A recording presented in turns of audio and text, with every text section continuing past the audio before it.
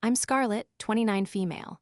I live in a moderately sized city, in a quiet apartment that I've filled with plants and books, my little sanctuary from a world that often feels too loud. For the past 6 years, I've worked as a UX UI designer, a job I love that involves making technology more human-centric and intuitive.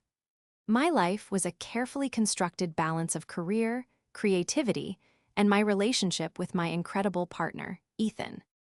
I thought I had it all figured out, but I was about to learn that the one place I always sought validation, my own family, was the one place I would never find it. This is the story of how the quietest moment of my life became the loudest, and how learning I was invisible to my family finally allowed me to see myself. Before this story unfolds, I'd love to connect with you. Please let me know in the comments where you're watching from and what time it is in your corner of the world. It's amazing to see how far these stories can travel. The ring felt like a tiny, warm secret in the palm of my hand. Ethan had proposed the night before at the botanical gardens, under a canopy of fairy lights that made the whole world feel magical. It wasn't a grand, public spectacle, but a deeply personal moment just for us. That's how we were. He knew I hated being the center of attention. He had knelt on one knee, his voice thick with emotion, and presented a simple, elegant sapphire ring, my birthstone, flanked by two small diamonds. It was perfect. I was floating on a cloud of pure, unadulterated joy. The next morning, I woke up with a permanent smile plastered on my face, my left hand feeling beautifully, strangely heavy. My first instinct was to share the news with the people who were supposed to be my core support system, my family. I decided to start with a group video call. It was a Saturday morning, and I knew my parents, Mark and Diana, and my younger sister, Chloe, would be home. I figured it was the most efficient way to tell everyone at once and share in a collective moment of happiness. After a few rings, their faces popped up on my screen. My mom, Diana, was in her pristine white kitchen, a meticulously organized space that always looked like it was staged for a magazine shoot. My dad, Mark, was sitting at the kitchen island with his newspaper and coffee, a weekend ritual that was as predictable as the sunrise. Chloe was lounging on their sofa in the background, scrolling lazily through her phone. "Hi, everyone," I said, my voice bubbling with excitement I could barely contain. I held up my left hand, positioning it so the camera would catch the glint of the sapphire. "I have some news." My mom squinted at the screen. "Scarlett, your lighting is terrible. Are you in a cave?"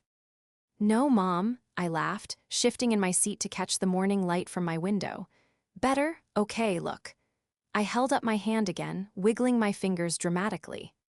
Chloe glanced up from her phone for a fraction of a second, her expression utterly flat. "Nice ring," she mumbled before her eyes darted back down to the glowing screen in her hands. It was the kind of dismissal a person gives to a stranger's baby in a grocery store, a polite, meaningless acknowledgement before moving on. There was no curiosity, no follow-up question, not even a flicker of interest. My dad peered over his newspaper. "Is that new? Don't tell me you spent a fortune on that. You know, you should be saving for a house." My smile faltered. This wasn't the reaction I had envisioned. I thought there would be squeals, questions, demands for details. "Ethan asked me to marry him last night," I said, trying to inject the celebratory tone back into the conversation. "We're engaged." The silence that followed was deafening. It stretched for a few seconds, thick and uncomfortable, broken only by the sound of my dad turning a page of his newspaper. Finally, my mom spoke, her voice devoid of any warmth. "Oh," she said. "Well, that's nice. Does this mean you'll finally move out of that little apartment?" My heart sank. It felt like a physical blow, not congratulations. Not "I'm so happy for you." Not "tell us everything." Just a practical, slightly critical question about my living situation. I tried to salvage the moment, explaining how Ethan had proposed, describing the beautiful setting and the perfect ring he had chosen. I was met with vacant stares and noncommittal hums. Chloe chimed in again, still not looking up from her phone. "Are you going to have a long engagement? Because the venue my friend used was booked 2 years out, you should probably get on that." It was framed as advice, but it felt like a chore she was assigning me. The conversation, or rather my monologue, lasted another 5 minutes. I felt like I was performing for a bored, impatient audience. They asked zero questions about Ethan, about our plans, about how I felt. My mom changed the subject to a problem with their neighbor's fence. My dad started complaining. NG about the stock market. Chloe announced she was going to the mall. It was as if I had announced I was planning to repaint my bathroom, not that I was about to embark on one of the most significant journeys of my life. The call ended with my mom saying, "All right, honey, well, you let us know what your plans are. I have to go start my grocery list." And then they were gone, their faces disappearing from my screen, leaving me alone in my sunlit living room. The joy that had been fizzing inside me all morning evaporated, replaced by a cold, hollow ache. I looked at the beautiful ring on my finger, a symbol of love and commitment, and felt a profound sense of loneliness. Ethan came into the room, a hopeful smile on his face. "So, how did it go? Are they thrilled?" I couldn't bring myself to tell him the truth. I couldn't say that my family had treated the news of our engagement with the same enthusiasm as a weather report. They were surprised, I said, forcing a weak smile. But happy. You know how they are, very practical. Ethan, bless his heart, accepted my answer. He knew my family could be reserved, but he had no idea of the depth of their indifference. He pulled me into a hug, and I buried my face in his chest, fighting back tears. Why did it hurt so much? I had a man who loved me, a career I was proud of, a life I had built for myself. Why did their validation still feel so critical? For the rest of the day, I waited. I hoped for a follow-up call, maybe from my mom, asking for details now that the shock had worn off. I expected a text from Chloe, perhaps a string of excited emojis now that she'd had time to process it. Nothing came. My phone remained silent. My announcement, a moment I had dreamed of sharing my whole life, hadn't made a splash. It hadn't even made a ripple. It was a whisper in the void, swallowed by a profound and soul-crushing silence. That evening, when I posted a picture of the ring on my social media, the contrast was jarring. Friends from college, old colleagues, even distant acquaintances flooded the comments with congratulations and well wishes. Their excitement was a warm balm on my bruised heart, but it also highlighted the cold vacuum left by my own family. Their public silence was a statement, and I was beginning to understand it was one I had been hearing, in one form or another, my entire life. The week following my non-announcement was surreal. Life with Ethan was a blissful bubble of wedding planning excitement. We scouted potential venues online, started drafting a guest list, and debated everything from color schemes to cake flavors. He was my rock, completely attuned to my happiness and blissfully unaware of the gaping hole my family's reaction had left in my heart. I tried my best to pretend it didn't bother me. I focused on the love I had right in front of me, telling myself that was all that mattered. But every time my phone buzzed with a notification, a part of me would leap with the irrational hope that it was my mom or my sister, finally ready to share in my joy. That call never came. Instead, the following Friday, I got a text from my mom. It wasn't a message asking about my wedding plans or how I was feeling. It was a brightly worded, emoji-filled invitation. "Big news," it read. "We're throwing a surprise party for Chloe tomorrow night to celebrate her promotion. Be here at 7 p.m. sharp and don't be late. We want everyone there when she walks in." I stared at the message, my thumb hovering over the screen. A promotion? I vaguely remembered Chloe mentioning something about moving from HR assistant to HR coordinator at the large insurance company where she worked. It was a step up, certainly, but it wasn't a life-altering event. It was a standard, incremental move up the corporate ladder. Yet, it was apparently worthy of a surprise party. A lavish affair, I would soon learn. A bitter taste filled my mouth. A minor promotion warranted a party, but my engagement, the commitment to spend my life with someone, had earned me a collective shrug. I felt a familiar, hot sting of resentment behind my eyes. I showed the text to Ethan, who was sitting beside me on the couch. He read it, and then read it again, a frown creasing his forehead. "A surprise party? For her promotion?" he asked, his voice laced with confusion. Didn't they just? I mean, didn't you just tell them you're getting married? Yep, I said, trying to sound casual breezy. But you know Chloe. She's always been the star. Ethan wasn't buying my nonchalant act. He had witnessed the dynamic before, in smaller doses. He'd seen how my parents' faces would light up when Chloe entered a room, how their conversations always revolved around her latest minor achievement, her social life, her new shoes. He put his arm around me. Are you okay with this? I'm fine, I lied, forcing a smile. It's just a party. We should go. It would be weird if we didn't. The next evening, we walked in. To my parents' house at exactly 7 o'clock. The place was completely transformed. My mother, Diana, who wielded her volunteer event planning skills like a weapon, had gone all out. There were gold and white balloons cascading from the ceiling, a professionally catered spread of hors d'oeuvres covering the dining table, and a custom banner hanging over the fireplace that read, "Congratulations, Chloe. The sky's the limit." There were at least 40 people crammed into their living room, aunts, uncles, cousins, family friends, and a handful of Chloe's colleagues. The air was buzzing with excited chatter. My mom, dressed in a chic cocktail dress, was flitting around like a social butterfly, ensuring everyone had a drink, her face glowing with pride. She greeted us at the door with air kisses. "Scarlett, Ethan, so glad you could make it. Find a spot, grab a drink. Chloe will be here any minute. My friend from the bakery made a custom cake. It's shaped like a briefcase." She whispered conspiratorially, as if sharing a state secret. She didn't ask me about my engagement. She didn't comment on the ring that I was practically shining in her face. It was as if the conversation from last Saturday had been completely wiped from her memory. We found a small corner to stand in, feeling like outsiders at our own family event. I watched my dad, Mark, beaming as he spoke to one of my uncles, gesturing proudly towards the banner. The sheer scale of the celebration was staggering. This wasn't just a small family get-together. It was a full-blown coronation for the golden child. When Chloe finally walked in, the room erupted. "Surprise!" everyone shouted. Her face broke into a performance of shocked delight, though I knew she had likely suspected something. She loved attention too much not to have sniffed it out. She hugged my parents tightly, soaking in the adoration. My mother presented her with a bouquet of expensive-looking lilies, and my father handed her a gift-wrapped box that I later learned contained a designer handbag. For the next hour, I watched as my sister held court.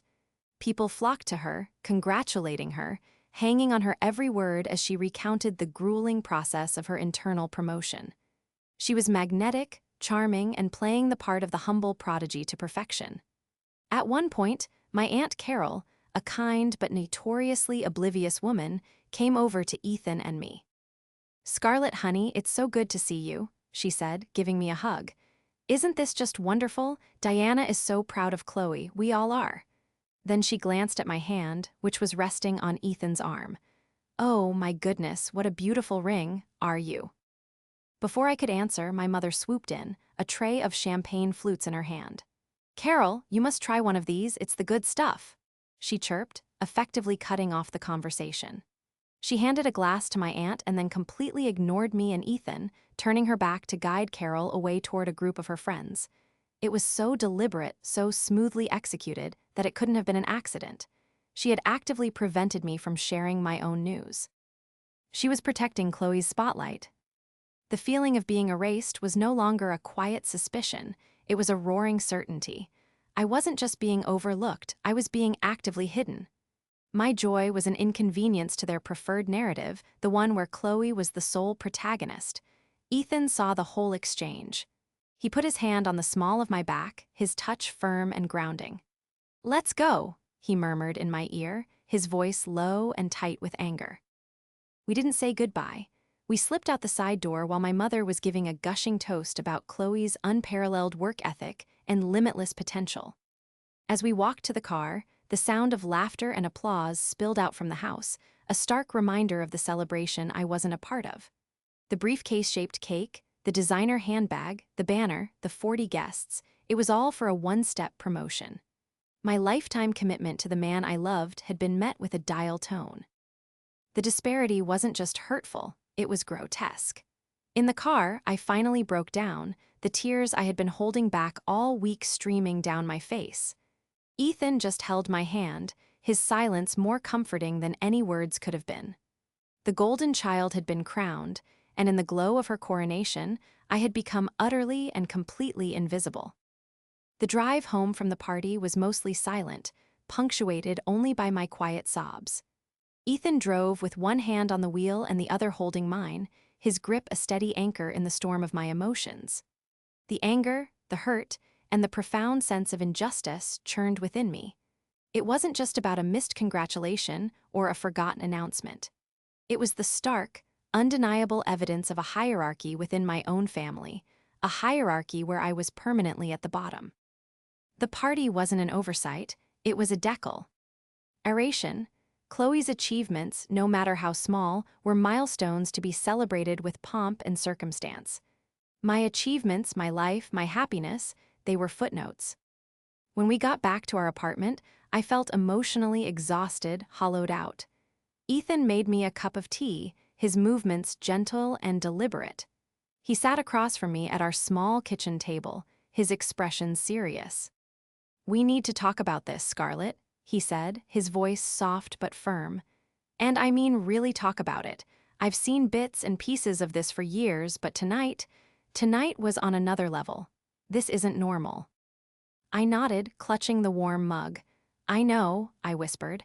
"I think I've always known, but I've been pretending it wasn't as bad as it is. I make excuses for them. They're just busy."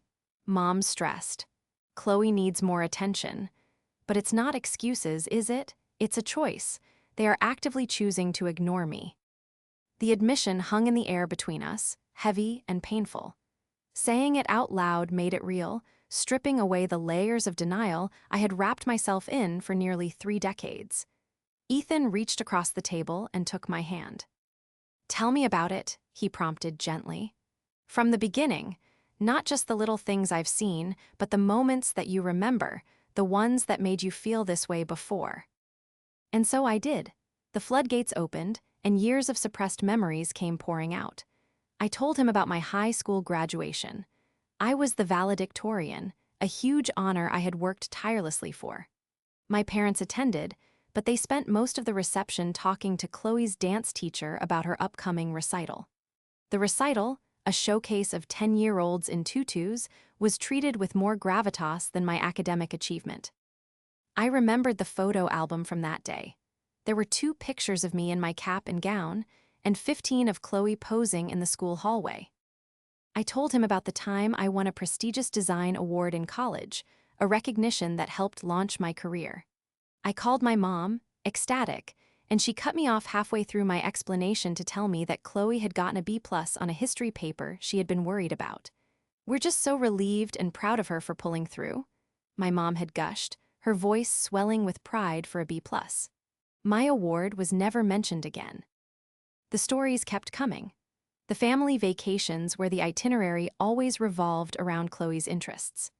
The Christmases where Chloe's pile of gifts dwarfed mine, not in value, but in thought and quantity. The endless phone calls my mom would have with Chloe, dissecting every minor drama in her social life, while my calls with her were brief, fact-based check-ins that felt more like a census survey.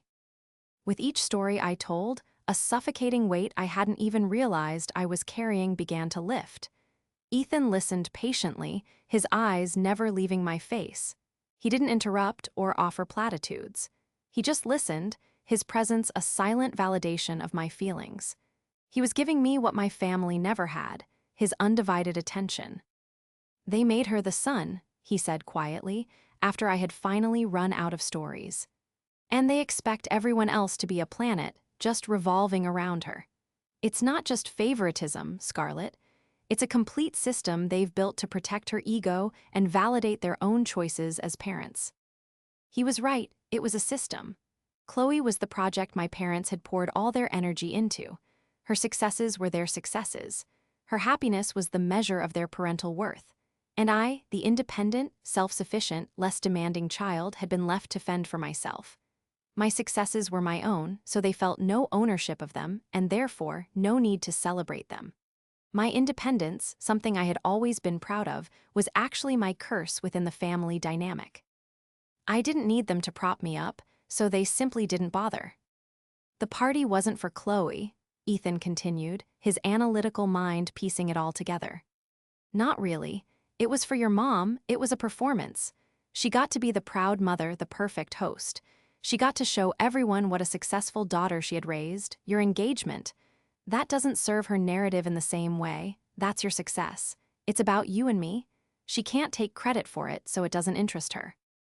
That realization hit me like a ton of bricks. It was so painfully, uncomfortably clear. My mother's love, my family's attention, it was conditional. It was transactional. It was given to the person and the events that made them look best. It wasn't the pure, unconditional love I had always craved. The clarity was devastating, but it was also strangely liberating. The fog of confusion and self-doubt that had clouded my entire life was finally beginning to clear. It wasn't me. I wasn't unlovable or unimportant. I wasn't doing something wrong. I was simply playing a role I had never auditioned for in a family drama, where the script had been written long before I could even read.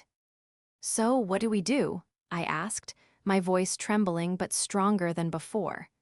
The question wasn't just about the engagement or the party anymore. It was about my entire future with them. How could I continue to participate in a system that was designed to diminish me? "First," Ethan said, his voice resolute, "we focus on us. We plan our wedding our way, and we surround ourselves with people who are genuinely happy for us. And second, we stop playing the game." The game, that's what it was. A game where I was perpetually set up to lose. The rules were rigged, the players were biased, and the prize was a conditional affection that wasn't worth the cost to my self-esteem. For the first time, I felt a spark of something other than hurt. It was a flicker of defiance. If they wouldn't celebrate me, I would celebrate myself. If they wouldn't make room for my joy, I would build my own room with my own rules and fill it with people who wanted to be there. The uncomfortable clarity of my situation was painful, yes, but it was also the beginning of my freedom. I was no longer fighting for a seat at their table. I was realizing I needed to build a new one. The days following what Ethan and I started calling the coronation were filled with a strange mix of grief and empowerment. The grief was for the family I wished I had, the one that existed only in my imagination, a family that would have celebrated my engagement with genuine joy. The empowerment came from the clarity Ethan had helped me find. It was like a switch had been flipped in my brain. Suddenly, I was viewing my entire history with my family through a new, unforgiving lens. Every interaction, every memory, was being re-examined, and the pattern was so obvious it was sickening. Ethan suggested we do something tangible, a way to process what we had uncovered. His financial analyst brain loved data and patterns, so he proposed a simple but powerful exercise. We got a large whiteboard from his home office and drew a timeline of my life, starting from childhood. He said, "Let's map it out. Every major event, good or bad, and their reaction next to it." At first, it felt a little clinical, but as we started filling it in, the visual representation of their neglect was staggering. We listed my achievements on one side and Chloe's on the other. My column: won the 5th grade spelling bee. Reaction: "That's nice, dear. Now, can you help Chloe practice for her ballet recital?" Got a perfect score on my SATs. Reaction: "A brief good job before my mom spent 20 minutes on the phone with Chloe, who was upset about a fight with her best friend." Received a full scholarship to a prestigious university. Reaction: "My dad said, 'Well, that's a relief. It'll save us a lot of money.'" No mention of the hard work or the honor. Graduated valedictorian. Reaction: overshadowed by Chloe's upcoming recital. Landed my dream job right out of college. Reaction: "That's great. Is it far? The commute will be terrible." Followed by a detailed discussion of Chloe's part-time retail job. Got engaged. Reaction: silence, indifference. Chloe's column was a stark contrast. Won 3rd place in a local dance competition. Reaction: a celebratory dinner at her favorite restaurant. The trophy was displayed on the mantle for months. Got her driver's license on the second try.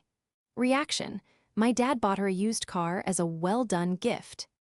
Got a B+ on a history paper. Reaction: gushing praise and relief. Got accepted into a state college with average grades. Reaction: a family party to celebrate her bright future. Got promoted from HR assistant to HR coordinator. Reaction: the coronation. Seeing it all laid out in black and white was brutal. There wasn't a single major milestone in my life that had received their full, undivided, positive attention.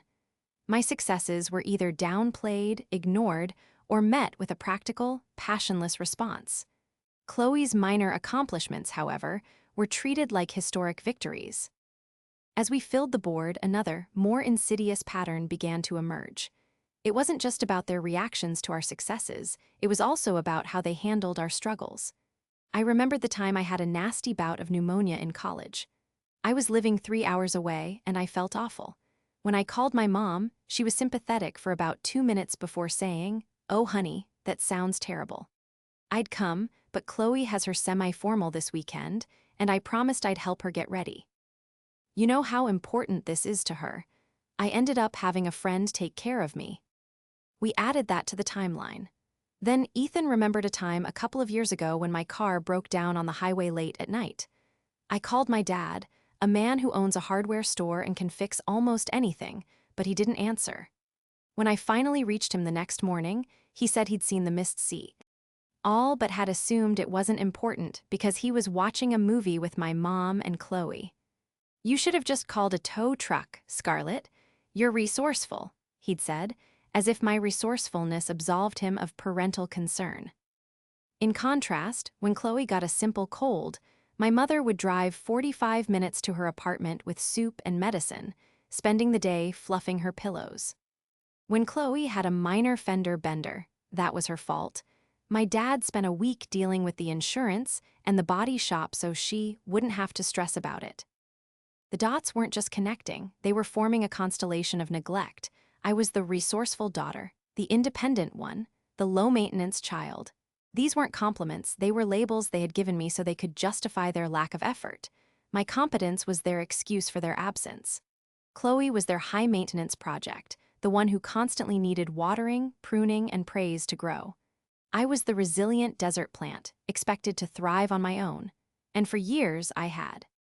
But even the strongest cactus needs water eventually. The final, most painful dot connected when I remembered a conversation from years ago. I was about 16 and Chloe was 14. My mom was helping her with a school project, spending hours cutting and pasting while I was struggling with an advanced calculus problem. I asked my dad for help and he just waved me off. "Go ask your mother," he said. When I went to my mom, she sighed dramatically. "Scarlett, I'm with Chloe right now. You're the smart one, you'll figure it out." I did figure it out, I always did. But in that moment, she hadn't called me smart as a compliment. She had called me smart as a dismissal. It was my job to be smart so they didn't have to help me. It was my job to be successful so they didn't have to worry about me. It was my job to be independent so they could pour all their time, energy, and emotion into Chloe.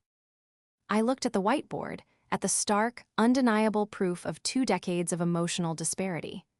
The pain was immense, a deep, aching grief for the childhood I thought I'd had. But beneath the pain, the flicker of defiance I'd felt after the party was turning into a steady flame. "They didn't just ignore your engagement, Scarlett," Ethan said, wrapping his arms around me from behind as we both stared at the board. "They've been ignoring you your entire life. This was just the moment you finally couldn't ignore it back." He was right, this wasn't a new problem. This was the culmination of a lifetime of them. The whiteboard wasn't just a list of grievances, it was my permission slip. It was permission to stop seeking water from a well that had always been dry for me. It was permission to stop trying to earn a love that was never truly on offer. It was permission to finally, truly, put myself first. The investigation was over. The evidence was in. And now, it was time to form a plan. Staring at the whiteboard, which we had dubbed the Wall of Truth, felt like looking at an architect's blueprint for my own emotional neglect. The evidence was irrefutable. The next step wasn't about revenge in the traditional sense. I had no desire for a dramatic, movie-style confrontation where I would scream and throw things. That would only give them more drama to feed on, another story to spin where I was the overly emotional, difficult daughter. My family, especially my mother, thrived on drama as long as it was centered around Chloe. No, my plan had to be something they wouldn't see coming. It had to be quiet, decisive, and utterly final in its own way. It wasn't about burning bridges, it was about closing my side of the gate, locking it, and walking away. Ethan and I called it the quiet recalibration. It was about drawing a new map for my life where the roads no longer all led back to their house, seeking an approval I would never receive. The first step was the wedding. Originally, I had envisioned a moderately sized wedding, around 100 people, with my family playing traditional roles. My dad would walk me down the aisle, my mom would help me pick a dress, and Chloe would be my maid of honor. The thought of that now made my stomach churn. Forcing them into roles of honor and intimacy felt like a lie. It would be a performance for their benefit, not a celebration of my love for Ethan. So we scrapped the whole plan. "What do you really want?" Ethan asked me one evening as we sat on our balcony, surrounded by my potted plants. "I want it to be about us," I said, the answer coming to me with absolute certainty. No drama, no performances, no obligations, just joy. And so, the new plan was born. We decided to elope, not in secret but by choice. We would take a 2-week trip to the coast of Italy, a place I had always dreamed of visiting. We would hire a local planner, find a breathtaking cliffside venue, and exchange our vows with just the two of us, a photographer, and an officiant. The money we would have spent on a large, traditional wedding for 100 people would instead become the down payment on our first home. A real, tangible investment in our future, not a one-day party for theirs. The second part of the plan involved communication, or rather, the recalibration of it. I had always been the one to initiate contact. I called my mom every Sunday. I remembered everyone's birthdays with thoughtful gifts. I sent encouraging texts to Chloe about her job. I was the family's emotional caretaker, the one keeping the lines of connection open, even if the energy only ever flowed in one direction. That was about to change. I decided to implement what I called the mirroring technique. I would only give the energy I received. If they called me, I would answer. If they texted me, I would reply. But I would no longer be the initiator. The silence that followed my engagement announcement had been a test, and I had waited by the phone for a week, hoping they would pass. Now, the silence would be my tool. I would let the quiet stretch. I would let them be the ones to feel my absence. I wasn't cutting them off. I was simply dropping the rope. If they wanted a relationship with me, they would have to learn to hold their end of it. The third and final piece of the plan was about setting boundaries around our new life. Ethan and I started seriously looking for a house. We set a budget, got pre-approved for a mortgage, and began our search in a neighborhood on the opposite side of the city from my parents. This was a conscious choice. I needed physical distance to create emotional distance. No more last minute, we were just in the neighborhood, drop-ins from my mother. No more casual requests for me to run errands for them. Our home would be our sanctuary, a place where our rules and our peace came first. Putting these plans into motion felt incredibly empowering. Booking the flights to Italy felt like a revolutionary act. Talking to a real estate agent about our future home felt like we were laying the foundation for a life entirely of our own making. But the hardest part was the communication strategy. The first Sunday after our decision, my thumb hovered over my mom's contact in my phone. The habit was so deeply ingrained, but I stopped myself. I put the phone down and went for a walk with Ethan instead. The day passed, no call. Monday came and went. Nothing. It wasn't until Tuesday afternoon that my mom finally called. Her tone was casual, almost breezy. "Hi, honey. Just realized we didn't talk on Sunday. Everything okay?" "Everything's great, Mom," I said, keeping my voice light and neutral. "Just had a busy weekend." "Oh, doing what?" she asked, a hint of suspicion in her voice. "Just wedding planning stuff," I replied vaguely. There was a pause. I knew she was waiting for me to elaborate, to gush about details, to ask for her opinion. I offered nothing. "Well," she said finally, Chloe's thinking of getting a new car, and your father and I were thinking of helping her with the down payment. What do you think of the new Toyotas?" And there it was. The conversation immediately pivoted back to Chloe. In the past, I would have engaged, offered my research skills, and spent an hour discussing trim levels and financing options. This time, I just said, "Oh, I'm not really sure. I haven't looked at them. I'm sure you guys will help her make a great choice." The conversation was short and ended awkwardly. It was clear she didn't know what to do when I wasn't carrying the emotional labor of the discussion. This small interaction was proof that our plan was working. The dynamic was shifting. I hung up the phone not feeling hurt, but feeling a quiet sense of control. I was no longer a passive participant in their drama. I was an observer, and I was slowly, quietly, moving my chair further and further away from the stage. The new map was being drawn, and for the first time, I was the one holding the pen. 2 months passed in a blur of quiet productivity and deliberate distance. Ethan and I had booked our entire Italian elopement, found a photographer whose work we adored, and I had even bought my dress online, a simple, elegant gown that made me feel beautiful without needing a crowd for validation. We had also found a house. It was a charming little bungalow with a big backyard, and our offer had been accepted. We were in escrow, and the reality of our new life was taking shape, brick by brick. During this time, my communication with my family had dwindled to a near standstill, just as I had planned. The mirroring technique was startlingly effective. Without my constant outreach, the silence was vast. My mom would call occasionally, the conversations strained and superficial, always circling back to Chloe. My sister sent a few sporadic, one-word texts. My dad didn't reach out at all. I was a ghost in my own family, and the most shocking part was how little they seemed to notice or care that I was gone. The catalyst for the inevitable confrontation came from an unexpected source. My Aunt Carol, the one who had almost found out about my engagement at the party, called me one afternoon. "Scarlett, honey, I was just talking to your mother," she began, her voice warm and chatty. "She was telling me all about the new house you and Ethan are buying. It sounds wonderful. But she mentioned you two were thinking of having a very small, private wedding. I just wanted to say, whatever you do, make sure it's what makes you happy." I froze. A small, private wedding? That was the sanitized, palatable version my mother was spinning to save face. She couldn't admit to her sister that her eldest daughter was eloping to another continent and hadn't included her in the plans. And the house? She knew about the house. I realized she must have seen a social media post from a mutual friend who had congratulated us. She hadn't heard it from me because she had never bothered to ask. "Thanks, Aunt Carol," I said, my voice tight. "We're really excited." After I hung up, I knew the time had come. We couldn't just disappear.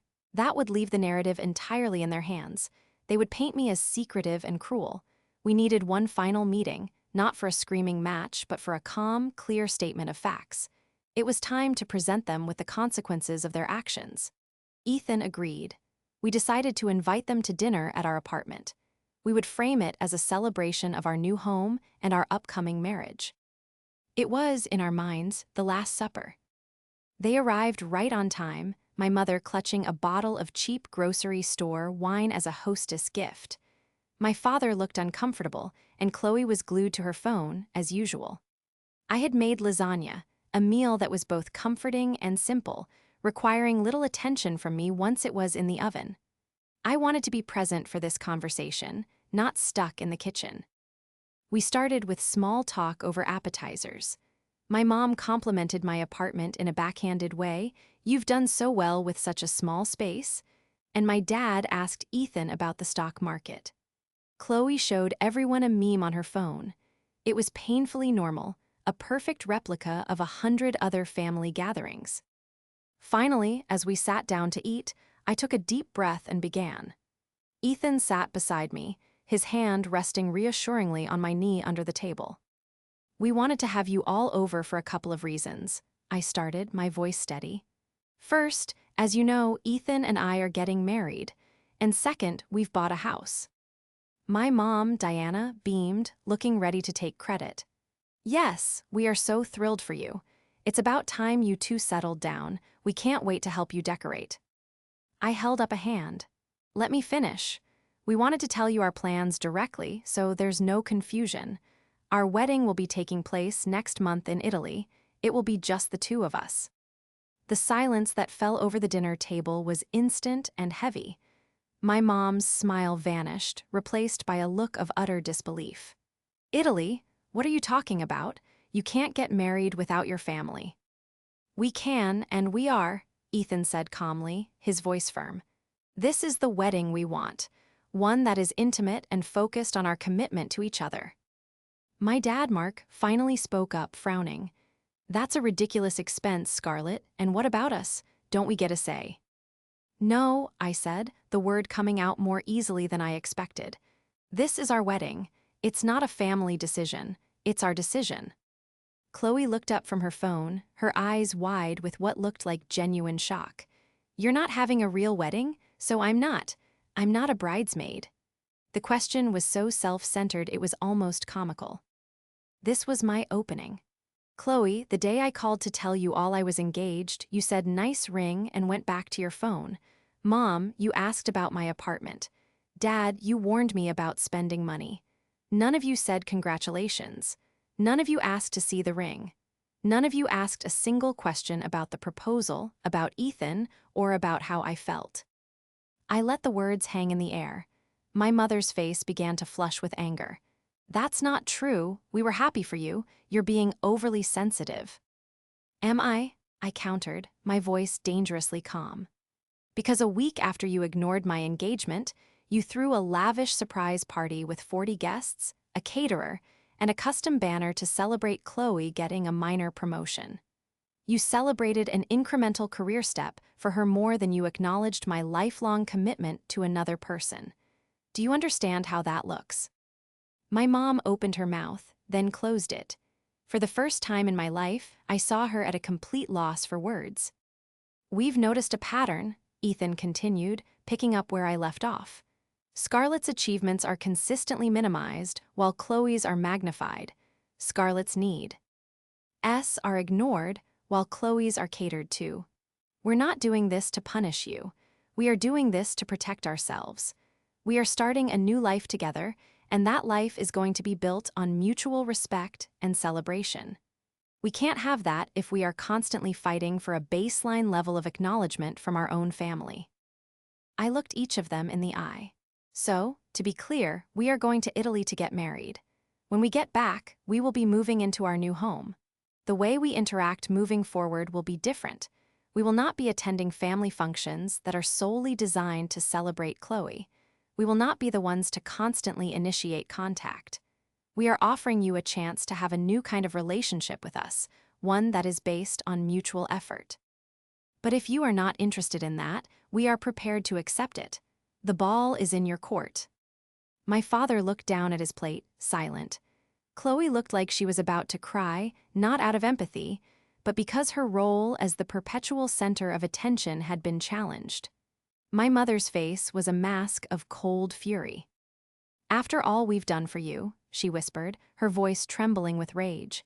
This is how you repay us, by being selfish and ungrateful. What have you done for me? I asked, the question genuine. You gave me a roof over my head for which I'm grateful, but emotionally, you have left me to fend for myself my entire life. You didn't raise one daughter, you raised one and you housed the other. I'm not ungrateful. I'm just done. I'm done begging for scraps of attention from your table. The dinner ended in silence. They left without finishing their lasagna. As the door closed behind them, a wave of relief so powerful it made me dizzy washed over me. There was no joy, but there was peace. The truth was out. The unspoken rules of our family had finally been spoken aloud, and the game was officially over. It wasn't a victory. It was a declaration of independence. The aftermath of the Last Supper was exactly what I had expected, complete and utter silence. It was a heavy, punitive silence designed to make me feel the weight of my transgression. In the past, this kind of emotional exile would have shattered me. I would have been riddled with anxiety, replaying the conversation in my head, desperate to apologize just to restore the peace, no matter how toxic that peace was. But this time was different. The silence wasn't a punishment, it was a gift. It was the quiet space I needed to breathe, to heal, and to build. Our trip to Italy was everything I had ever dreamed of and more. We exchanged our vows on a terrace overlooking the sparkling blue Mediterranean Sea. There were no distractions, no family politics, no forced smiles or hidden resentments. It was just me and Ethan, making a promise to each other in the warm Italian sun. My heart was so full of love and joy that there was simply no room for bitterness. For the first time, a major life event was purely mine. It was untainted by my family's indifference, and the freedom of that was intoxicating. We spent 2 weeks exploring ancient ruins, eating incredible food, and simply enjoying each other's company. We were not just on a honeymoon, we were laying the first, crucial stone of our new foundation. When we returned, we were officially husband and wife, and we dove headfirst into moving into our new home. The house quickly transformed from an empty shell into our sanctuary. We painted the walls a calming sage green, planted a garden in the backyard, and arranged our furniture in a way that felt like us. Every decision was ours, a collaboration between two people who respected and valued each other's opinions. It was a stark contrast to my childhood home, where every design choice was my mother's, and every room was a shrine to Chloe's latest hobby or achievement. A month after we moved in, a card arrived in the mail. It was a housewarming card from my Aunt Carol. Inside, she had written a lovely note and included a generous check. At the bottom, she added a postscript. "Your mother is heartbroken, but some people can only see the world from their own window. I hope they one day realize what they've lost. All my love." It was a small gesture, but it meant the world to me. It was a confirmation that I wasn't crazy, that the dynamic was visible to others, even if they never spoke of it. Life settled into a new, peaceful rhythm. Ethan and I hosted dinner parties for our friends, the house filling with laughter and genuine warmth. I excelled at work, taking on a lead role in a major project. My life was full and happy. The constant, low-grade hum of anxiety that had been my lifelong companion was gone, replaced by a sense of calm and self-assurance. I was no longer waiting for a phone call, no longer seeking validation, no longer measuring my worth by their standards. About 6 months after our wedding, I received a text from a number I didn't recognize. It was "Chloe, hi," it read. "Mom gave me your new number. I was wondering if we could talk." I was hesitant, but I agreed to meet her for coffee. She looked different, more tired, less polished. She explained that things at home had been tense since I left. Without me there to act as a buffer and a scapegoat, the family dynamic had shifted. All of my parents' obsessive, controlling energy was now focused solely on her. They criticized her boyfriend, questioned her career choices, and meddled in her life in a way she had never experienced before. "I don't know how you did it for so long," she said, stirring her latte. "It's suffocating. They're driving me crazy." She confessed that her promotion had been a much smaller deal than our parents had made it out to be, and that she had felt embarrassed by the over-the-top party. It was the first honest thing she had said to me in years. She didn't apologize, not in a real way. She couldn't quite bring herself to acknowledge the years of favoritism. But she did say, "I miss you. It was better when you were around." I knew what she meant. It was easier for her when I was there to absorb our parents' dysfunction. I accepted her sentiment for what it was, a crack in the facade, a first, tentative step. I didn't promise we could go back to the way things were, but I said I was open to building something new on different terms. My relationship with my parents remains distant. My mother sends polite, impersonal texts on birthdays and holidays. My father has never mentioned that night at all. There has been no apology, no acknowledgement of the pain they caused. I've come to accept that there never will be. They are, as my aunt said, incapable of seeing the world from any window but their own. But I am no longer standing outside in the cold, peering through that window and wishing for a warmth that isn't there. I have my own house now. I have my own warmth. My foundation is built not on the shaky ground of their conditional approval, but on the solid rock of my own self-worth and the unconditional love I share with my husband.